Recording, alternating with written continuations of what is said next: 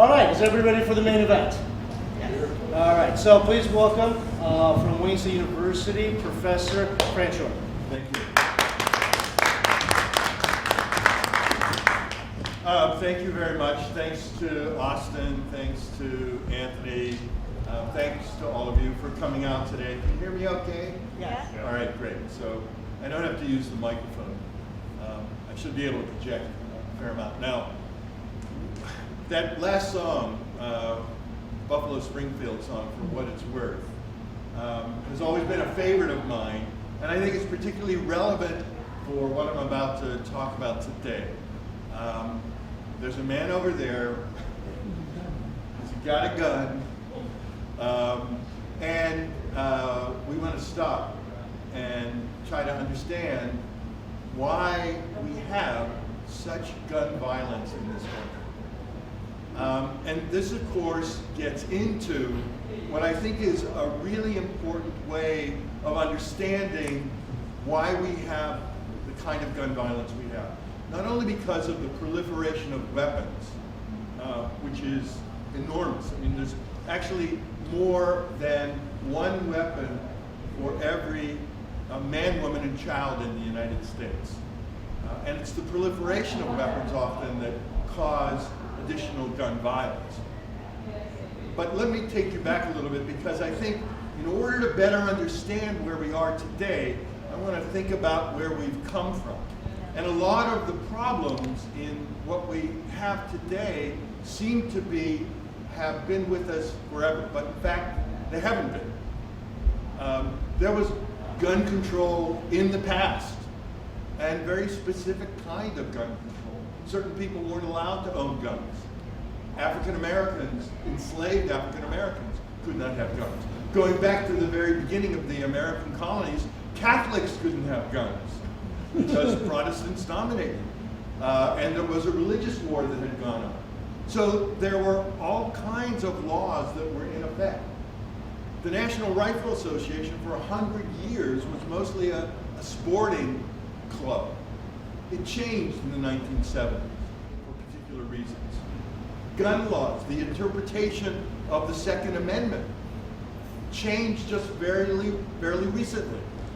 And I'll talk a little bit about that. So I want to try to put this in a larger historical context. And of course, this is one way of interpreting and not the only way. So what I'm going to give you, I hope, is open to challenge and criticism. But I want to try to provide something that's provocative, and I want to try to provide something that may, in fact, in terms of some of the graphics, be a little difficult. But that's part of the history also. I like this particular photo because of the house in the background.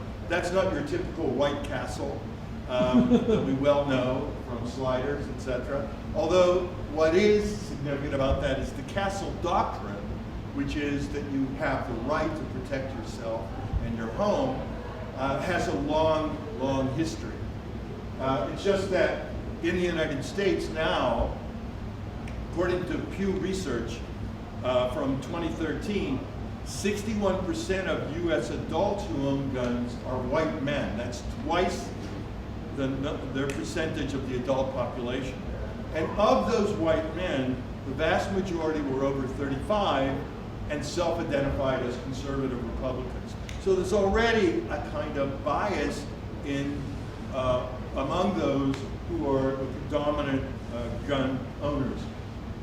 What I want to try to do again is to talk a little about the connection between the gun culture, gun violence, and the character structure that developed over a long time in the United States.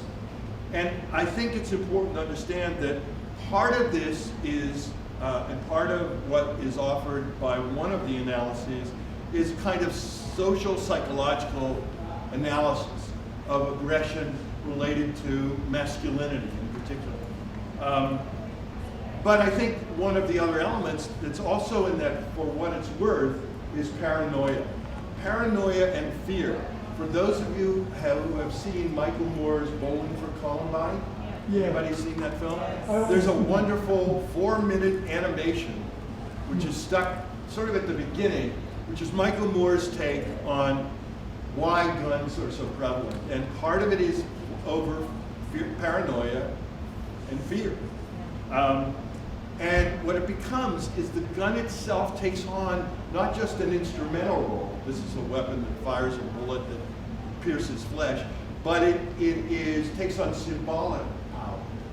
Some people even see it as a fetish, something that you actually even worship. So it becomes a matter of faith in some cases. I think one of the ways that historians look at the United States, not just as somehow a unique settlement by Europeans, but around the world, what we've seen is something called settler colonialism. The United States, Australia, New Zealand, South Africa, Israel. All of these are instances of settler colonialism. And in American history, that history of settler colonialism, it's the most sweeping and violent example of settler colonialism. It evolved over 3 centuries as Europeans moved across the continent and then around the globe, resulting in millions of deaths and displacements, while at the same time creating the richest, most powerful, and ultimately the most militarized nation in world history. And this is often our self-conception, painted in 1872 by John Gass, of this wonderful white shrouded woman carrying telegraph lines indicating that this is all the march of progress. And before her, if you look at the painting very closely, I guess right there, are fleeing indigenous people, the Native Americans, who, from this perspective, were often seen as just being passed by civilization. Instead, as we know from history, it was a very violent and ultimately genocidal moment in our past. All right.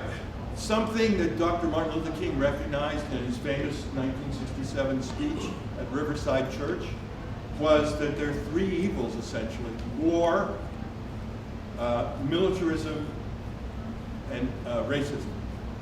Talked about it as militarism, racism, and materialism. And I think what I want to suggest, and this is my basic thesis, that war and policing have accelerated the production and proliferation of guns and have normalized killing, especially, although not exclusively, of racialized others. And I think one of the things that we have to understand is this country has only had a very few years when it has not been at war. And the connection between war and violence and the proliferation of weapons, go back to the Mexican War, for example. This is where the Colts, the Smith & Wessons, all of this began to proliferate. And when you have that kind of connection, you can actually see that the deaths from all U.S. wars are actually less than what the deaths have been since 1968 from gun deaths. We're now talking about 40,000 gun deaths a year. 2/3, however, are by suicide. And when you use a weapon, and it's a round, to commit suicide, usually more than 90% of the time the weapon works. Whereas when you take pills, it's not as successful as suicide. All right, so let me talk a little bit about racism. And I think that's really, really significant in the history of our country and the history in the way in which, in particular, African Americans, there was essentially gun control for most of our history, preventing African Americans from having guns. Even during the period of the aftermath of the Civil War, when the 13th, 14th, and 15th Amendment gave African Americans full citizenship rights, at least to African American men, the emergence of the Ku Klux Klan was all about gun control, taking away weapons from African Americans.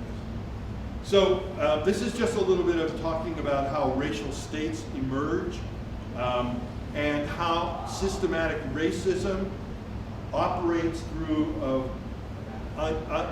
economic, political power, resource inequalities, and what Joel Fagan calls the white racist frame.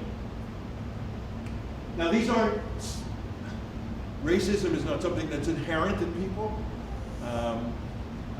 And I think what's part and parcel of how it gets fixed as a characteristic is the way in which power operates over a period of time. In particular, throughout gun culture history, and what it did, according to a number of studies, is it entitled white nationalism, racialized dominance, and social control through violence. The gun, for other people like Joan Burbeck, reeks of white power. We continually need to justify how and why we use the gun, only to pretend that we do not know the gun functions to further racial oppression, economic disparity, and war.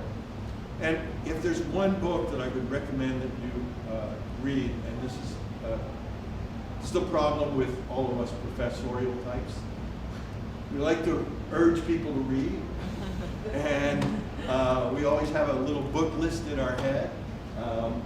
So the book that I would highly recommend to quote from here is this book by Jonathan Metzl, both a psychiatrist and a sociologist. It's called Dying of Whiteness.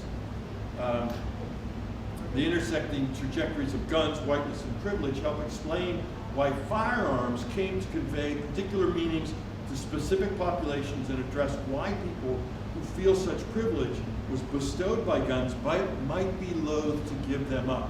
So the long history of that connection between white privilege and gun ownership is part and parcel of why it's such a difficult thing to begin to pass any kind of legislation that is going to challenge that kind of privilege and control.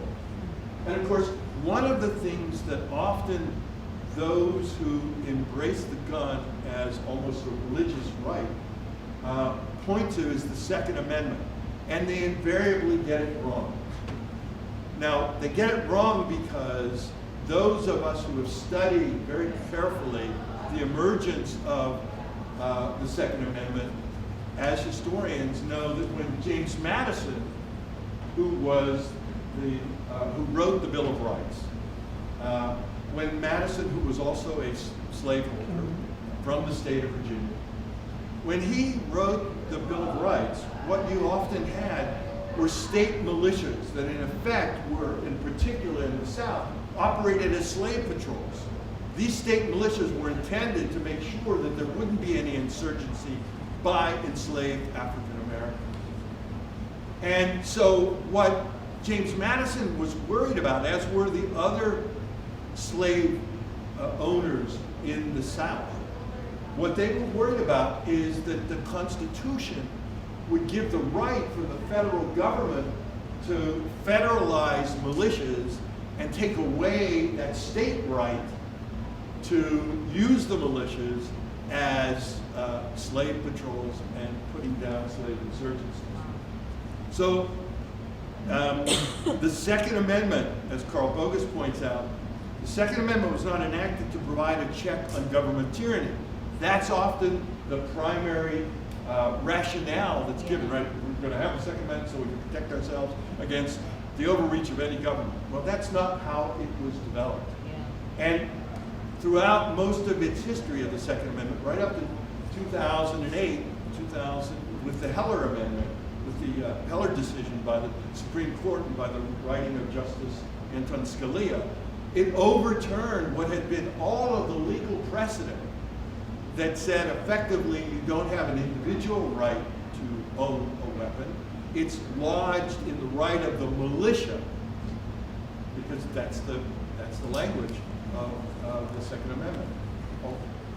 Well-regulated militia being the right to bear arms. So it was written to assure that the southern states, that Congress would not undermine the slave system by using its newly acquired constitutional authority over the militia to disarm the state militia and thereby destroy the South's principal instrument of slave control.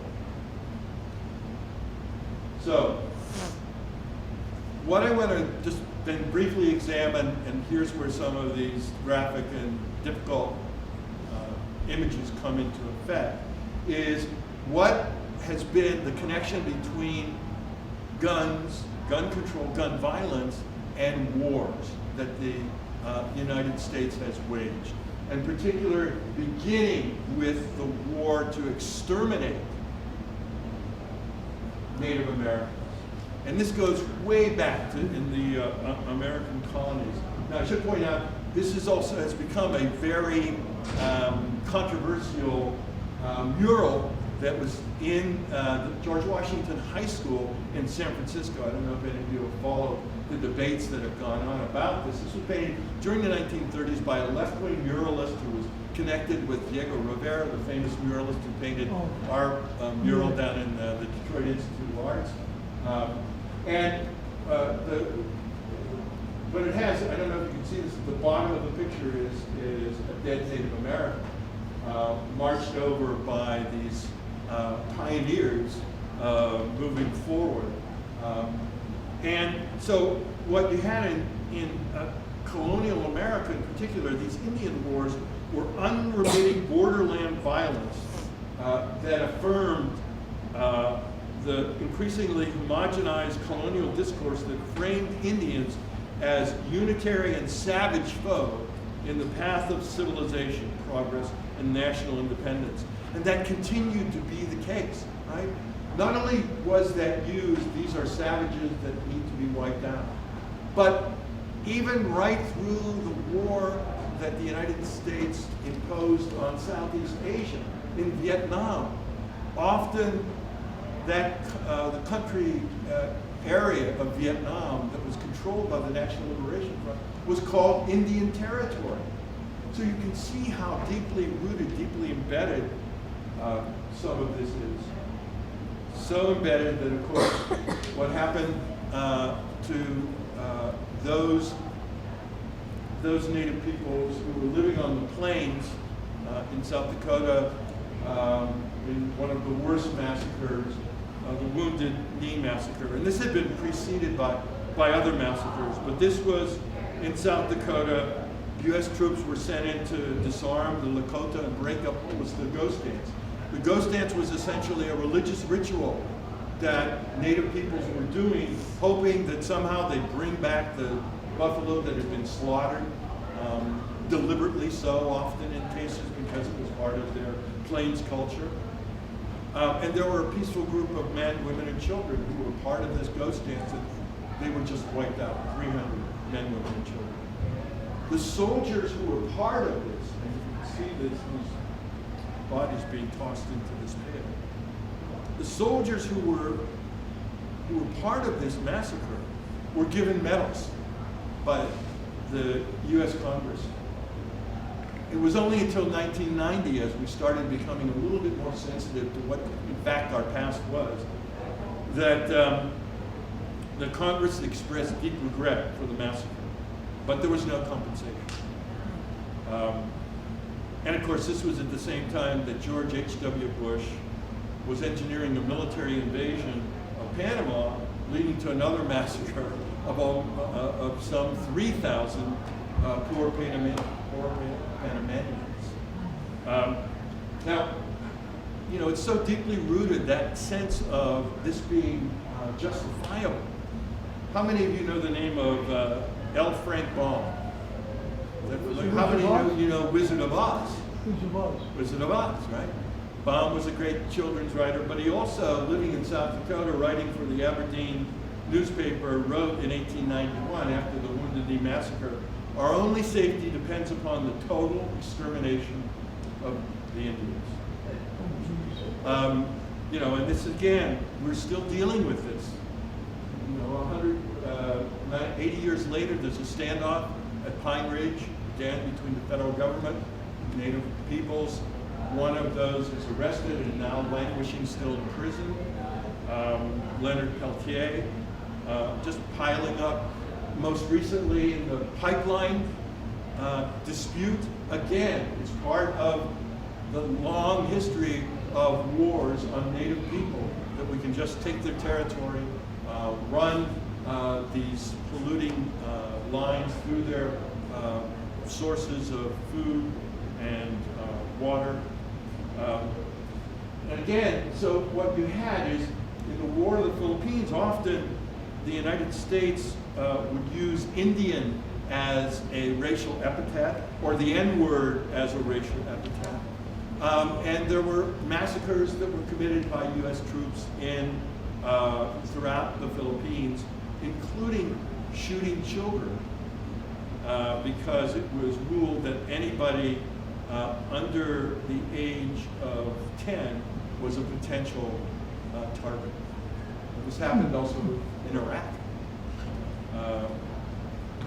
And of course, the worst, and mostly before your time, and again, sorry for these graphic images, was the My Lai massacre.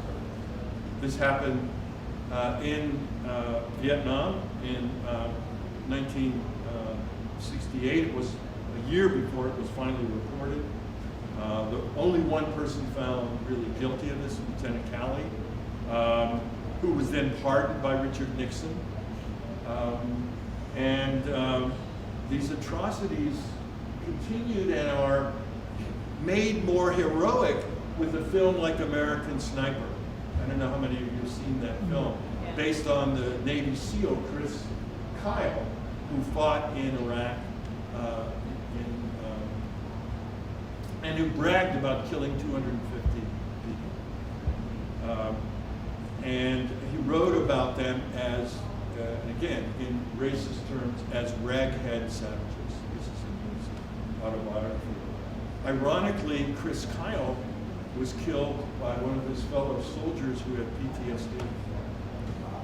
So this gun karma is karma, yes. pretty bad. So that's just a sweeping look at, and there are other kinds of instances I could have cited, but that should give you some sense of how war, racism, and gun violence is so interconnected.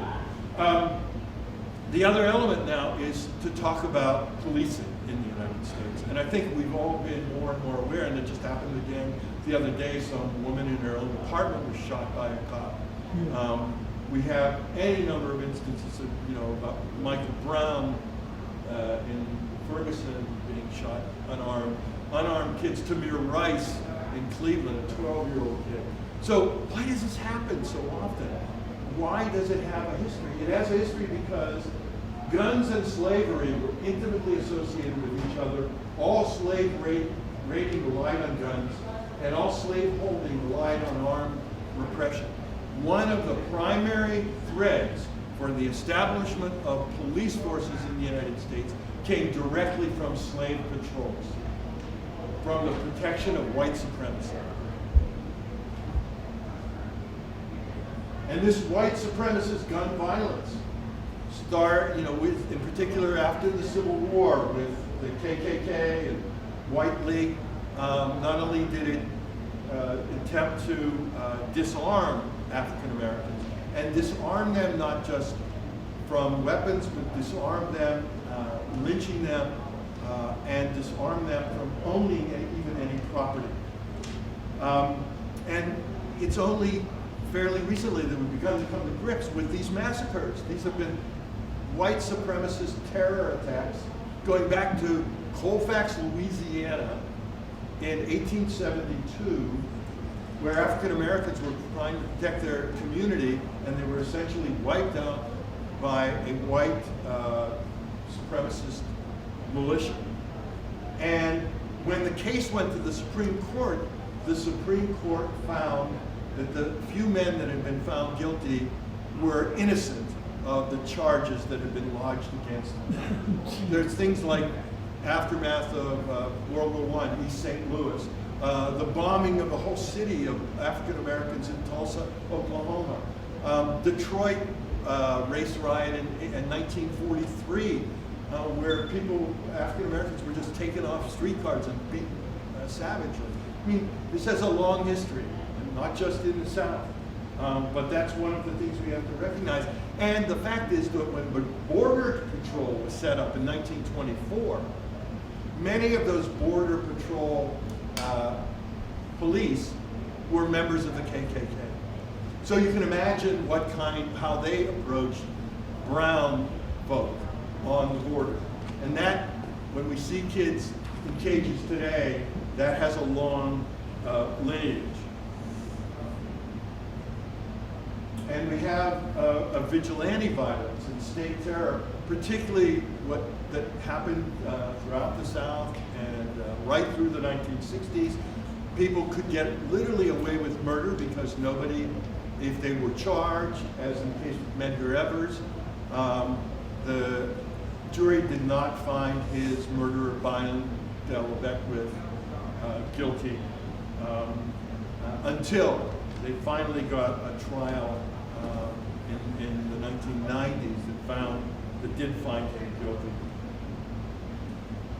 Now, I think this is an unfortunate image because it tends to make it seem as if those who have guns and are part of the standard ground laws that came into effect in Florida and elsewhere around the country are these kinds of images that I think of angry white males. Certainly in Florida, when it passed with NRA lobbying, when it passed that kind of the legislature, there was an increase by over 30% in the number of related homicides. And among those, at least 80% could have been avoided because of if these kinds of laws. So the evidence on stand your ground suggests not only that the law has contributed to increasing homicides, but also that it is utilized in ways that exacerbate racial disparities. According to one study, when the shooting victim is black and the shooter is white, the case is 281% more likely to be ruled justifiable homicide than when people are of the same race. It's only been again recently when you saw that video of that guy who was pushed, white guy was pushed to the ground, remember, took out a gun and shot the African American in the back, where the jury did find the white guy guilty. That doesn't often happen. And when you go through the whole history of police violence against young people, with the real tragedy here of young 12-year-old Tamir Rice playing in a Cleveland park, having a fake gun. The two cops arrived, one that had just been let go from another police force, came out of the car and within 2 seconds shot and killed. No warning, no nothing, never indicted, let go eventually from the Cleveland, but just hired recently by another police department in a small town. And one of the other things is I think we all recognize, and maybe those of you who are younger don't understand, when those of us were back in the 60s with that, for what it's worth, out in the streets, 1,000 people out in the streets, we didn't have RoboCops facing us. All right? We didn't have cops armed with body armor, with all kinds of really sophisticated weapons. Didn't mean it didn't hurt when you got hit by a police baton, as I did a couple of times. But it certainly was not the level of militarization of the police that we now see. Since the 1990s, the Pentagon has operated a special weapons program, so-called 1033, that has armed local police departments with surplus weapons without any oversight. More than 11,000 local police agencies received over 3.4 million orders of Pentagon equipment in just the 2 years in which the program was set up. By the time Michael Brown in 2014 was shot and murdered, there was already $6 billion of equipment, some of which went missing. And you can just see this militarization.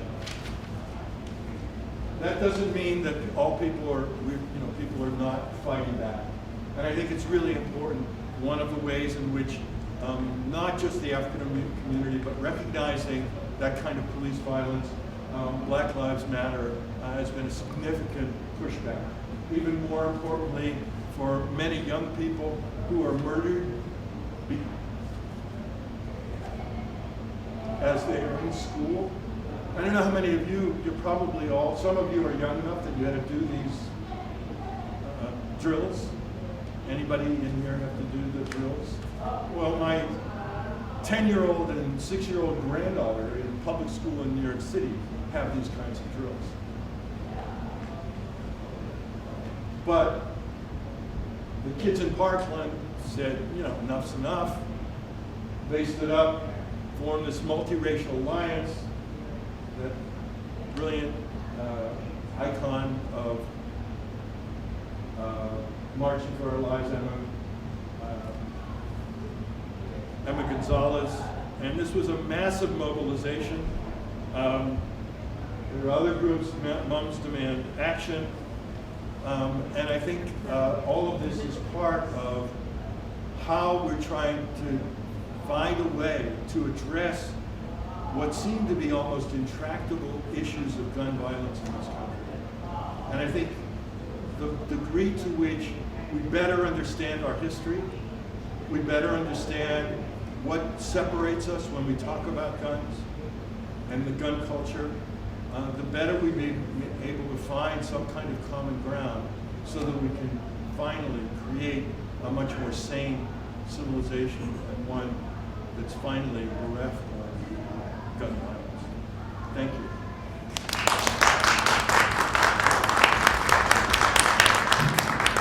As I said, you know, this is open to criticism, questions.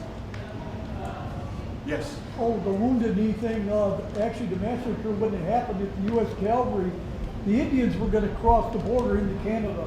Yeah, they were preparing for... Yeah, to go into Canada, and the American cavalry said, no, we're not going to let them do that. If they would have let them go, they wouldn't have done a massacre. Yeah. No, we are. Yeah. But, Other questions, comments? Again, I want to thank Anthony and Austin.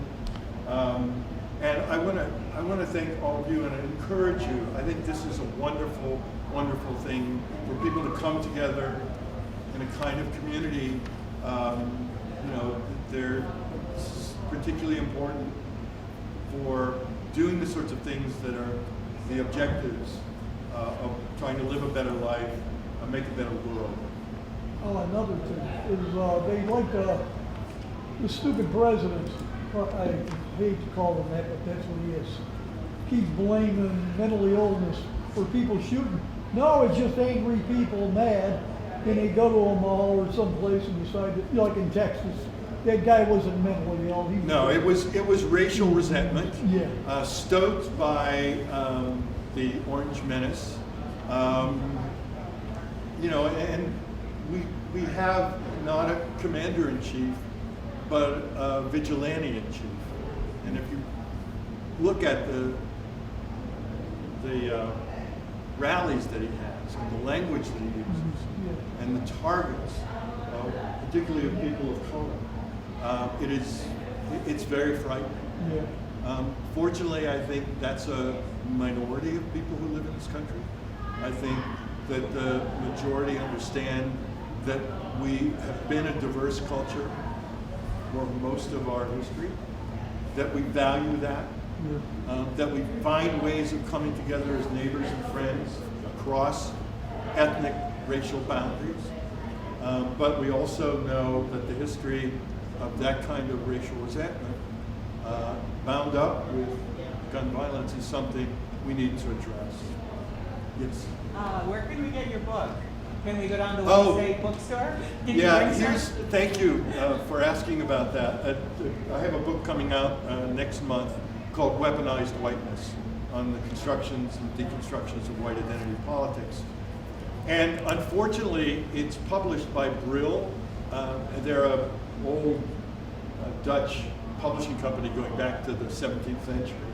But they primarily publish books that they think are only going to be used by libraries. so they jack up the prices. So what I'm going to try to do is have, and I did this with my previous book, have my own website, and I'll post the manuscript there so that you can have free access to the book. It will be out the following year in a much more reasonably priced paperback edition by Haymarket Press. So, thanks. Yes? In your opinion, I don't know, I just want to be clear, what does gun control exactly mean? Does it mean like Beto O'Rourke, we're going to take all your guns, we're going to do this, or which ain't going to happen? Right, no. But to be clear, Beto Believe me, I don't care if it does. Right. You know. What Beto O'Rourke proposed, as I understand it, is that there would be a buyback. This is what they did in Australia when there was a terrible massacre. They did a massive buyback. They got lots of weapons that came off the streets, came out of people's houses because people were prepared to give them up, knowing what a national tragedy was. A similar thing happened recently after the Christchurch massacres in New Zealand. So it's not, you know, the federal FBI or anybody knocking down doors, grabbing people's weapons. It's a sense of let's give back those AR-15s, those weapons that are military-grade weapons that shouldn't be, aren't necessary for hunters. Hunters don't need military-grade weapons. So the issue then is, how do we find a way of saying what people are going to do to release some of the major weapons they have? I mean, what happens is a very small minority of people, like 5%, have more than 50% of the weapons, because a lot of people just, you know, like to have different weapons for, I don't know, different shooting days, I guess. So we need to address whatever people's fears are, whatever people's sense of their character structure and identity is. And you know, this is a deep-seated problem with a deep-seated solution, I think. So it's not going to just be, well, the gun buyback is going to do it, or, you know, we have fear and paranoia strikes deep, and we have it deeply rooted in our culture.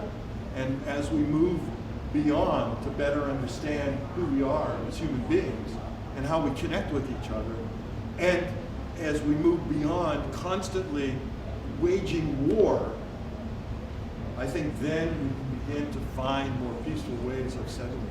Yes.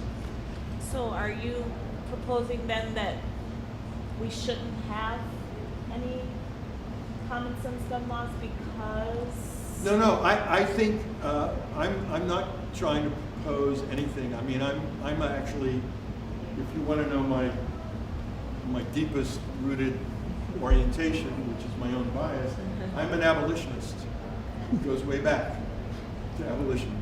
The Second Amendment, like other parts of our Constitution, is rooted in one of the most horrific moments of our history, which is slavery. And when we understand, and I recommend Edward Baptist's book, Only Half Has Been Told. You know, the horror of what transpired suggests that when we better understand that connection between guns and racism, that'll be another way to say, let's think through why we even need guns. So ratification of the Second Amendment? I think obviously in terms of the NRA's lobbying, the gun manufacturers lobbying, it's obviously going to be a tough sell to talk about changing that Second Amendment. Yeah, it is. But if people better understand the fact that for most of our history, the Second Amendment was interpreted by the Supreme Court as directly connected to militias, not individual ownership. It was only after the recent decision by a very conservative Supreme Court. And even then, you know, it said that cities still have some power to say something about what kinds of guns. I mean, we have the image, again, because this was a frontier society, that people walked around with guns everywhere. In fact, you know, if you came into a lot of cities on the frontier, you had to report to the sheriff first. You had to give your guns up to the sheriff. You couldn't just walk around with your guns all the time. Right. Now we've got the more radical notion of open carry and concealed weapons. Those have proliferated, and as they proliferated, and the study of Jonathan Metzl makes clear, the level of homicides and suicides have gone up. So it just stands for health reasons alone. We need to at least have a better way of addressing a whole series of issues than using weapons. So, yeah, I probably didn't answer directly here. I mean, I think there are lots of possibilities that everybody can come up with, but If you'd like, we're also having lunch afterward downstairs, so you can further talk with Dr. Crenshaw. You mentioned that it's ingrained in our society, right? You also mentioned the bans in Australia and New Zealand. According to the Australian government, only about 20 to 40% of the guns were seized. About 60% of them are still in circulation. People didn't turn them in. right. According to the government in New Zealand, only about 10% of the people have turned in their guns. About 90% of those are still in circulation.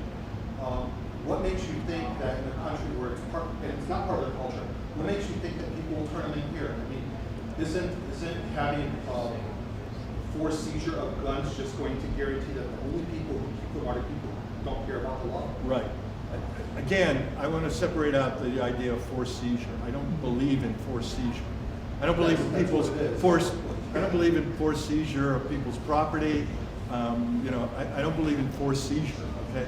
So I do think that people have to be, and I don't know. Again, I don't want to doubt what your statistics are, but I do think that if there's encouragement and there's some inducement, I think that there will be a percentage of people. And that percentage of people, even if it's a small percentage, that percentage of people is still going to decrease, I would imagine, given what we know about the rate of suicide and homicide, would decrease that amount of suicide and homicide. Well, when you have countries with very tight gun control, like we're talking about Australia and Japan, which both have higher suicide rates than the United States. But actually, Japan does not have a higher suicide rate in terms of total numbers now. But Well, per capita. right, that's but what Japan matters. I think the gun homicide rate in Japan was something like 5 or 10. I mean, it's for the year, right? As opposed to 10, 15,000 They got a lot of in the people United in Japan, States. too.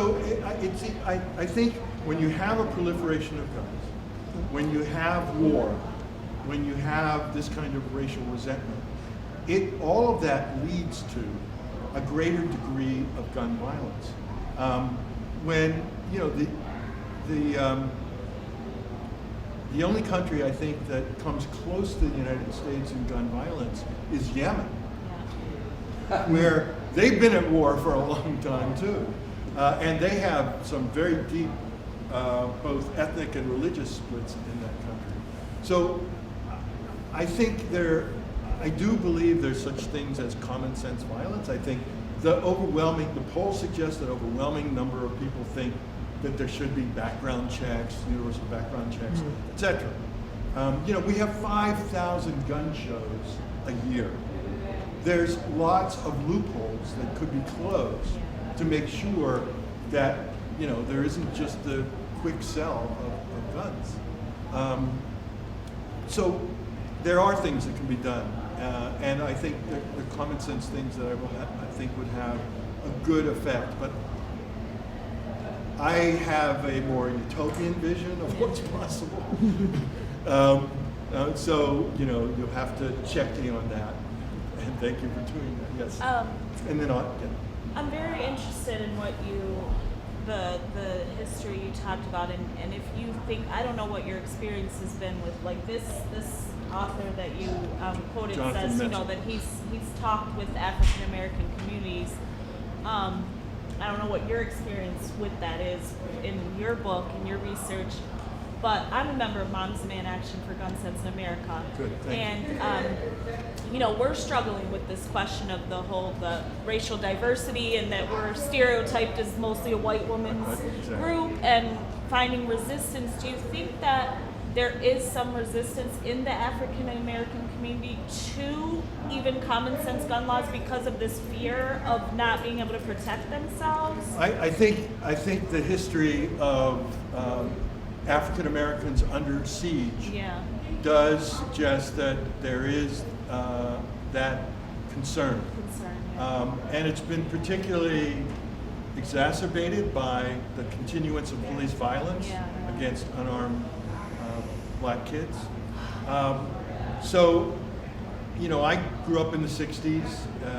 The movement in the 60s for civil rights and for black power, even though Dr. King talked about nonviolence, he didn't, when he was on a march in Mississippi in 1966, he welcomed the Deacons for Defense, which were a black gun self-defense, armed self-defense organization, because he recognized that kind of violence that's persisted.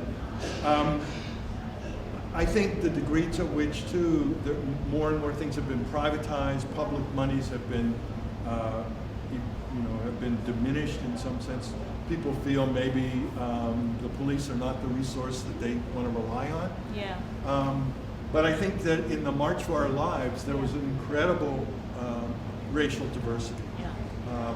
The kids from Parkland went to Chicago, talked to inner city kids in Chicago. That kind of reaching out, I think, is really important, just so you understand each community's own concern. Because we know that among 18 to 30-year-olds, 18 to 35-year-olds in the African American community, among men, gun violence is the number one reason for those those deaths. I mean, in the back, and then yes. I will say this. Obviously, this is not simple in its scope, but a couple of things about the United States versus other countries, I think Michael Moore made those points. If I understand this correctly, in Bowling for Columbine, Canada has, even though they have far less population, they had many guns per population as in the United States. The issue is, I think what you touched on, is the culture and the attachment and what we have, the value that we put on guns. Now, smoking, you may not think it's anywhere near this, but I remember that when I went to medical school, there were doctors still being paid to tell people that smoking did not harm. And it took 50 years, more or less, since the Surgeon General came out in the 1950s, that smoking was harmful. So, the one thing that we know is very useful is propaganda, psyops, bias, the control that the media, the social network has over the mindset of people, we already know works. Enough people have to make a decision that we are going to put a different value out there, a different story out there about how many people, for example, are being harmed by guns. Yesterday, a dog shot a woman in the leg, or at least that's the story, accidentally walked across a gun. So 50 years it took for people to tell people that smoking is harmful. Right. And it finally caught on. And I think So you're your talking about point a is cultural change. your point is very good about the fact that gun manufacturers and the NRA closely aligned with gun manufacturers doesn't even want the CDC to do the kind of research that So we indicates have to decide- what's the health problem. So And- the control has to change. We, as human beings, can change that culture. Right. And it took 50 years for smoking. It'll take I don't know how long, for generations to turn over, but that message is just, the message has to go out. And the second problem that we talked about is we've never ended the Civil War in this country.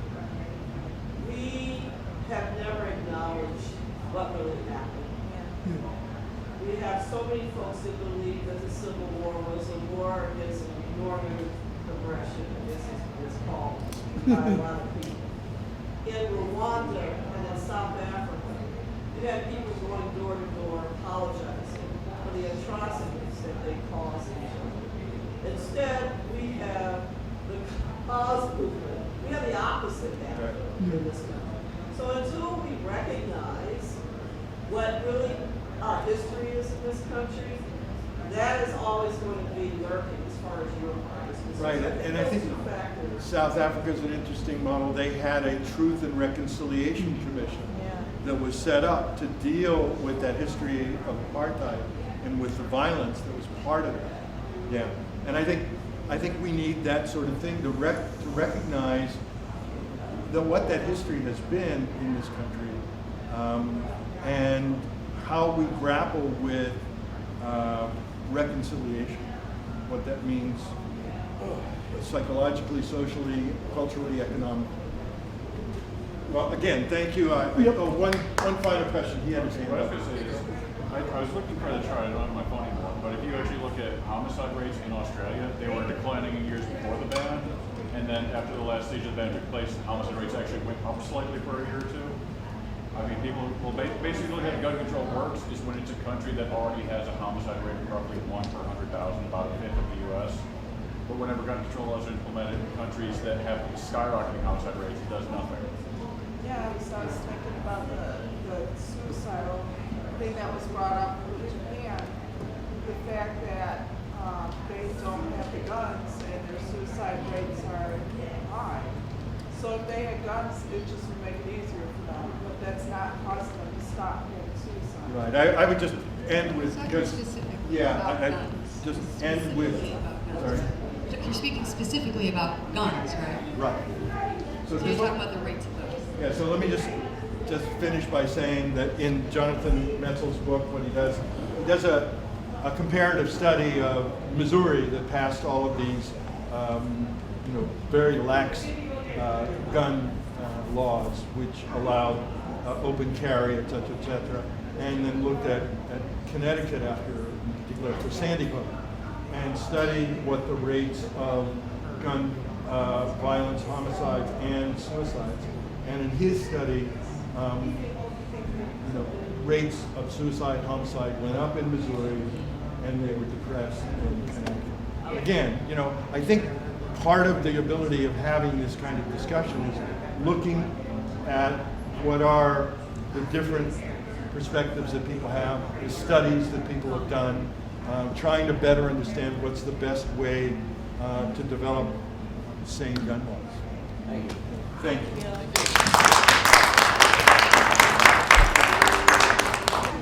We're talking about guns.